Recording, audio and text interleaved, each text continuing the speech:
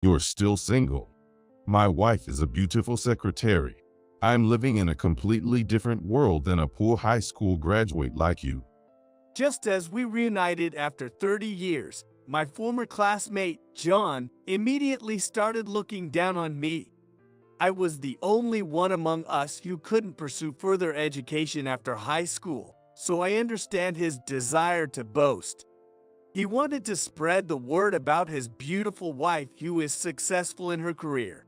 If my family hadn't been poor, I wouldn't have had to work right after high school and could have attended a better high school than John. In that sense, I was considered a loser back then. At that moment, a woman dressed in a navy suit, returning with food on her plate, caught my attention. I see, she must be John's much bragged about beautiful secretary. Let me introduce you. This is my wife, Ashley. Beautiful, isn't she? While she could be considered beautiful, her makeup was thick. Ashley, noticing me, started trembling. My name is Michael Robinson, 45 years old this year. I am the president of Robinson Construction, a company that employs 7,200 people. Hearing just this, one might think I've led a privileged, elite life.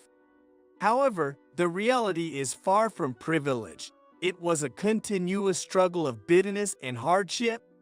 My family was extremely poor.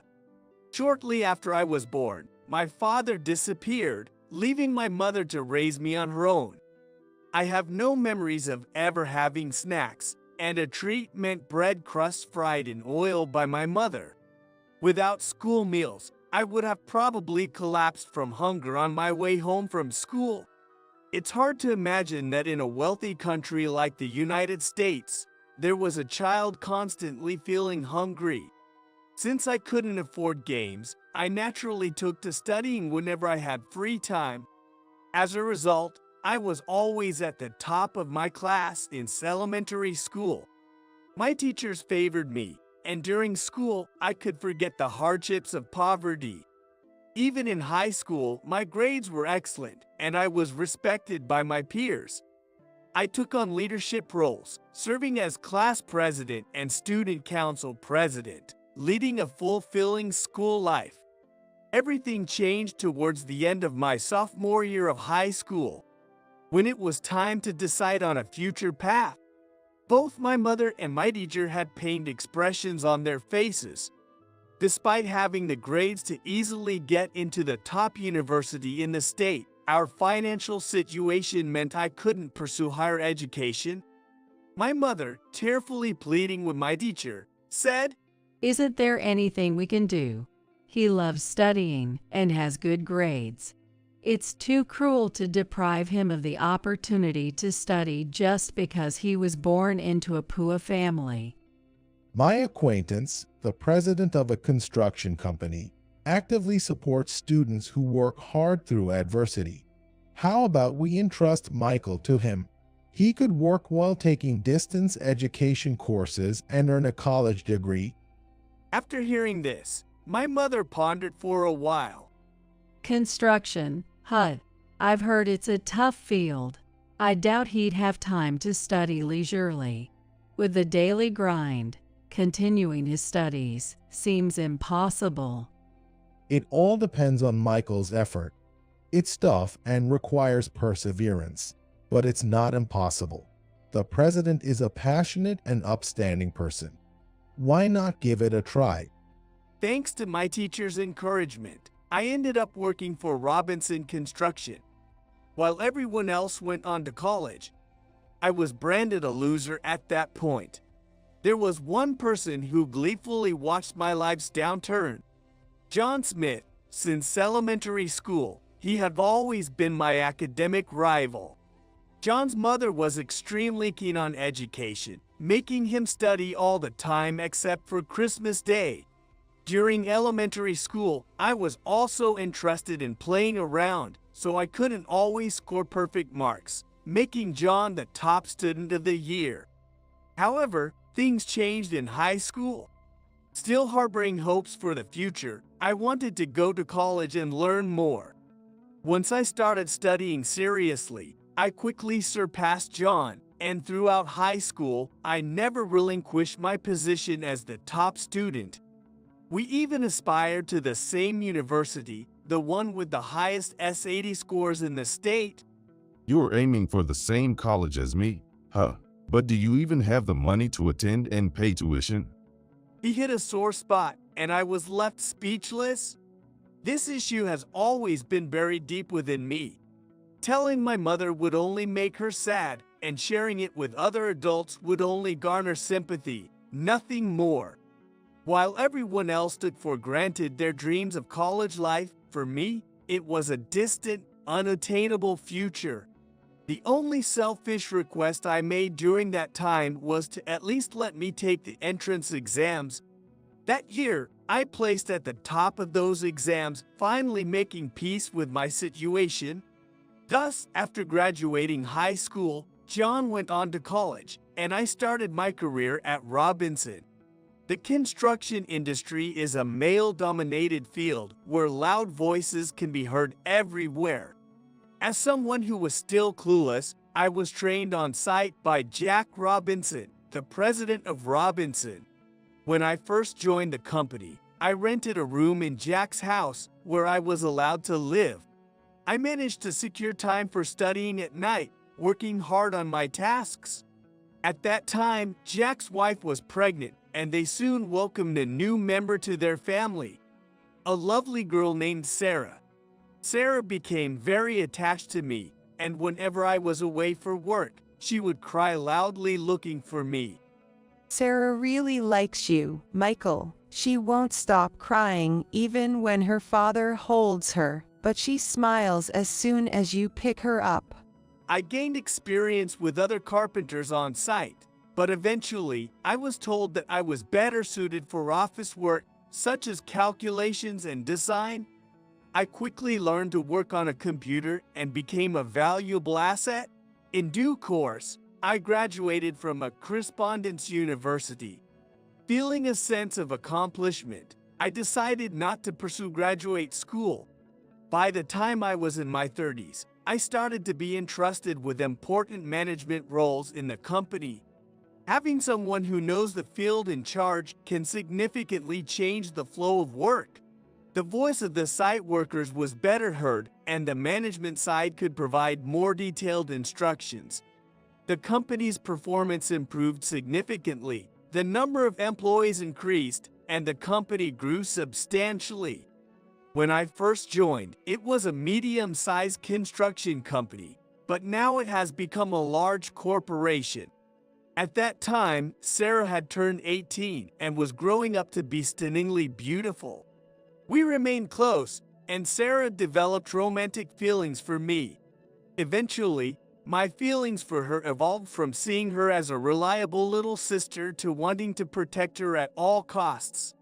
One day, I was called to a high-end restaurant by Jack, where I was told something surprising. Michael, do you have a girlfriend or someone you like? No, I'm quite happy with my work. Then, would you consider marrying Sarah? She wants to marry you no matter what. I'd rather have her marry someone I trust like you than someone unknown. As I was processing the situation, the sliding door at the back opened and Sarah entered, dressed in a beautiful gown. Finally understanding the situation, I straightened up and knelt, looking at Sarah. Though our feelings were mutual, I still wanted to formally propose. Jack, please let me marry Sarah. I promise to make her happy. Sarah shed tears and whispered, "Thank you." Thus, I married Sarah and took the Robinson surname. Although I was prepared for some jealousy, almost all the employees were supportive. Having something to protect might indeed change a man. Recently, you seem to have gained a sense of dignity, Michael. Maybe it's because of your long experience in society. It makes me feel safe to follow you. Sarah's reliance and the deep love I feel for her daily are gratifying. 30 years after entering the workforce, I turned 45 and took over as the second president of the company. A significant land development project was underway in our state's central area, and Robinson played a crucial role. That night, a reception for companies involved in the land development was held in a large hotel hall. I attended with 2 other employees. The hall, filled with men from the construction industry, was buzzing with energy. Not only were there employees from companies already involved in the development, but salesmen from companies looking to join were also present. The reception welcomed families, and I saw few women who looked like the wives of construction company presidents. Sarah mentioned she might join if she finished her chores in time. My colleagues rushed to the buffet. I took a moment to survey the surroundings with a champagne glass in hand. I locked eyes with a man I recognized from somewhere. He approached me with a big smile. Michael, is that you? It's John. I heard you became a carpenter, but you're involved in this development project too. It's been a long time. I'm surprised you recognize me. It's been 30 years since we last met. I'm a sales department manager, so remembering faces and names is part of my job. I've always been confident in my memory. You don't look much like a carpenter. Initially, I was hired as a carpenter, so he probably thinks I'm still working on site. 30 years have passed and people change positions or even careers. But it seems John's mind is still stuck at the moment he beat me in high school. Since there was nobody by my side, he must have assumed I didn't bring any family along. Are you still alone? Well, I guess that's to be expected. My wife is a beautiful secretary. I'm living in a different world than a high school graduate like you. Just as we reunited after 30 years, he quickly started looking down on me. I was the only one among my classmates who didn't go on to further education after high school graduation, so I understand the desire to boast. Wanting to spread the word about his beautiful wife and how he's excelling at work, I get it. If my family hadn't been poor, I wouldn't have had to work right after high school, and I could have attended a better university than John. In that sense, I was a loser back then. Then, a woman dressed in a navy blue suit came back with food on a plate. I see, she must be John's much bragged about beautiful secretary. The suit is plain, but perhaps she can't dress too flashy given her position as a secretary. Let me introduce you. This is my wife, Ashley. Beautiful, isn't she? I glanced at Ashley and smiled warmly. Sure, she could be considered beautiful, but I always thought she wore too much makeup. Noticing me, Ashley started to tremble. Thank you for the other day. It must have been hard for you since then. I'm really sorry about what happened last time. Both the manager and I have been reflecting deeply, and we were planning to apologize in a few days. Hearing our conversation, John, realizing we weren't strangers, gave me a puzzled look. What's this about? My Ashley works in a trading company. There's no way she'd have anything to do with a carpenter like you. What are you talking about? This man is the president of Robinson, the top construction company in the state. We've been doing large transactions with them, and I made a terrible mistake the other day. Ashley was the secretary to the sales manager of one of Robinson's business partners. John had made it sound like she was president's secretary, but she wasn't in such a responsible position. She had arranged a meeting with the manager and me, but due to a scheduling mistake by Ashley, the meeting fell through. Ashley deeply apologized. I know this is a lot to ask, but could you give us another chance? For my husband's sake, I promise not to make such a disrespectful mistake again. Please. For your husband's sake, huh? Well, I know him, but we're not exactly close. All right, I'll give you another chance, but make sure you're on time this time. Thank you so much. And Ashley continued apologizing, almost in tears.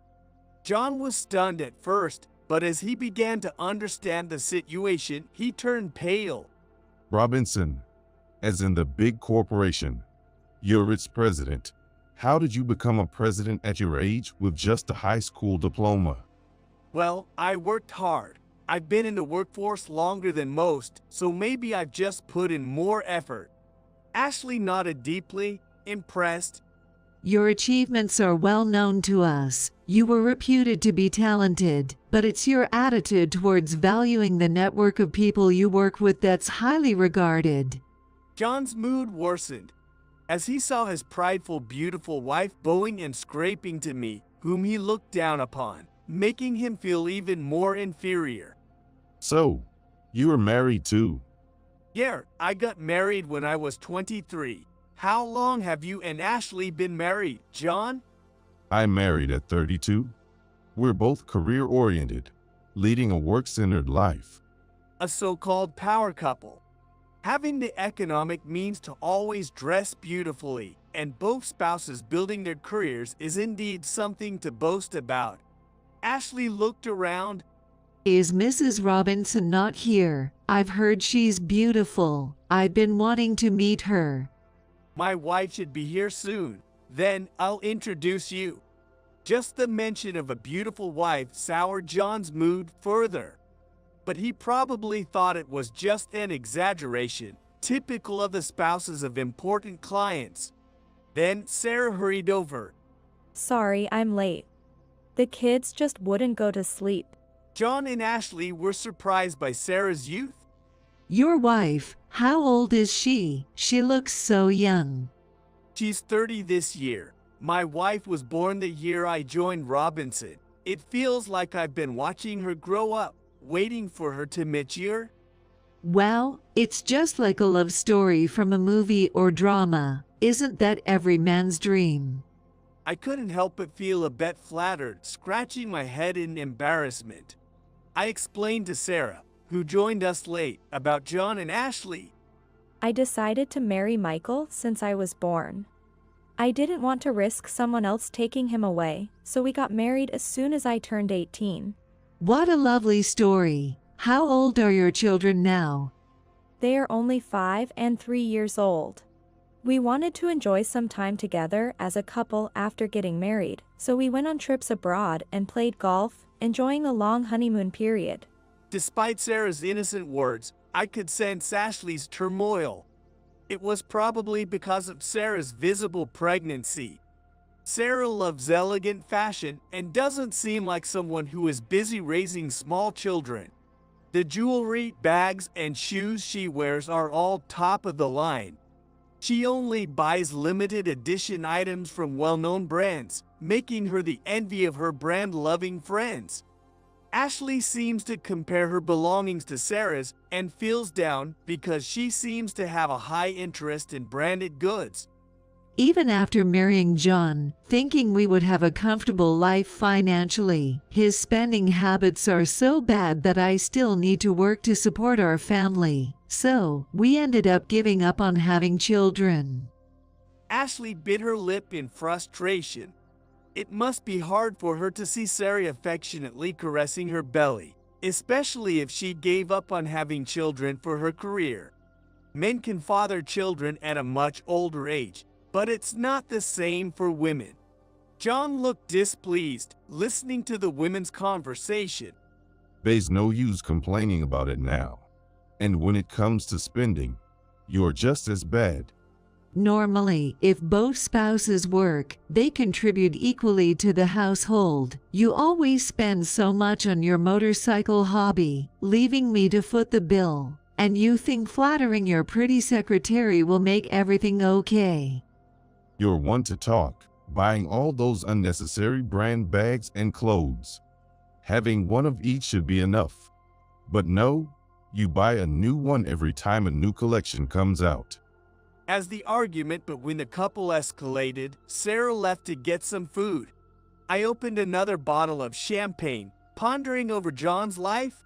He went from the top high school in the state to a prestigious university, landed a coveted sales job, and married a beautiful woman.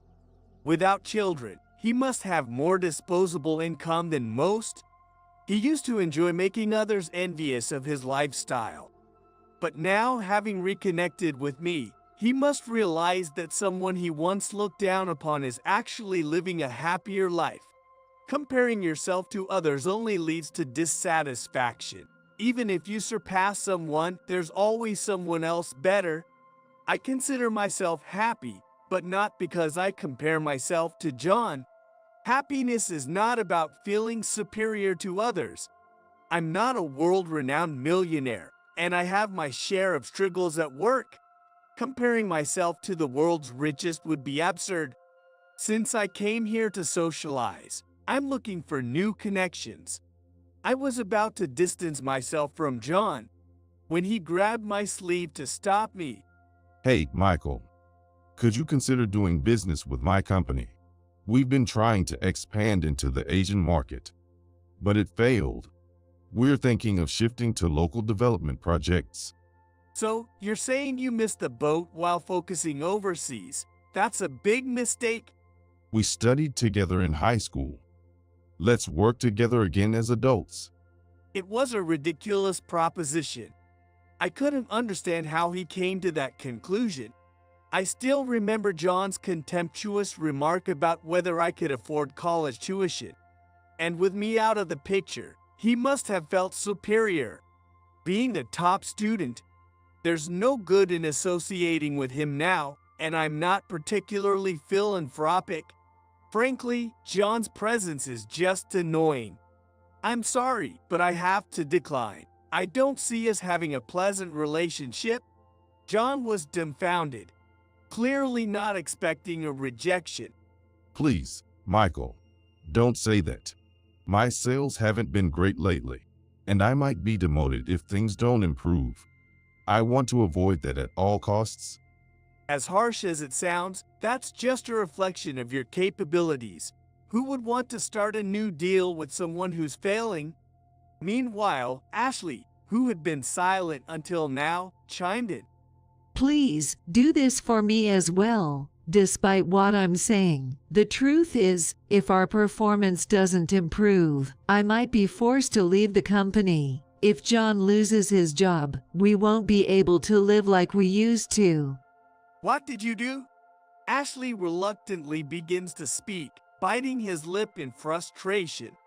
Actually, he had an affair with a client's wife. As a result, that couple ended up divorcing, and we were sued for a large sum in damages. The company found out, and now I'm hanging by a thread. Are you okay with that, Ashley? I know you from our professional dealings, so I have some idea of your character. Aren't you actually unable to forgive him? Ashley looks down silently, then spits out in frustration. I don't want to just throw everything away as it is. I plan to leave him once he's able to stand on his own 2 feet. What? You plan to divorce me? I haven't heard anything about this. I was listening to their argument from a distance. There's no way their relationship can be mended, and I have no intention of getting involved with them or entertaining any business dealings. To avoid further provocation, I quietly left their side, met up with Sarah, and we left after a while. What follows is what I heard directly from Ashley about the ongoing situation. The urban redevelopment project in the county involves various industries, but John's company couldn't get involved anywhere. The scandal involving John, the sales manager, had become well known, and it was the reason. The upper management, considering the company's survival at risk, decided to let John go. Being allowed to take early retirement was a small consolation. The severance pay went to the damages claimed by the husband of John's affair, leaving almost nothing for John himself.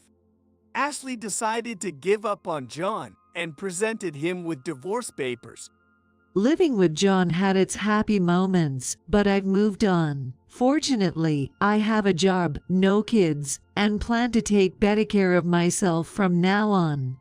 John, once proud of his high-earning wife, now faced the reality of living on his own without sufficient means. As the divorce settlement halved his savings and forced him to sell his home, unwilling to lower his lifestyle, John set high expectations for his next job. However, positions that meet his high standards were rare. His miscalculations weren't just about his position. Previously, living off both his and Ashley's salaries allowed for a quite affluent lifestyle. Now, even with the same salary, he had to cut his living standards in half. Without a job, John moved to a cheaper apartment. Eventually, he might have thought staying in this place was the problem and quietly moved to another state. Nobody, including Ashley, knows what happened to John afterward. Meanwhile, Ashley is doing well in life. Initially regretting not having children, she found new purpose in volunteer work invited by a friend, hoping to make a difference in the lives of underprivileged children abroad. Next year, she plans to visit Africa to meet those children. She sold all her luxury brands, living minimally. I'm grateful to you for giving me a chance to change my perspective on life. Now Ashley talks cheerfully with simpler makeup and clothing. She caught the attention of some male colleagues, making her future seem promising. 3 months later, Sarah gave birth to a healthy girl. We became parents of 3. The responsibility is greater, but the kids are irreplaceable treasures. Sarah says she wants one more, and I'm all for it. Growing up poor, I can't let my children face the same fate. Maintaining my health and working hard is crucial. Lately, I've come to understand what it means to live vicariously through your children. However, I'm careful not to force them into what I believe is right, trusting Sarah to keep me in check. The county's redevelopment project is progressing well. Due to the lack of adequate transportation in this region, reliance on cars is inevitable. Those who have disabilities have to drive a car to get to the hospital. It's a problem occurring all across the U.S. However, in 5 years, the development of subway lines and dedicated bus lanes will enable people to travel to many places without needing a car. I've heard that autonomous buses will also be introduced on a trial basis. The number of hospitals and nursing homes is expected to increase as well. Even though I'm working hard now, we will all inevitably age. We're striving to make our town more livable for when that time comes. Not just for us, but for the future of our children. Doing all we can now is the only way forward. As I look up at a building under construction, I make a renewed pledge to myself to strive even harder.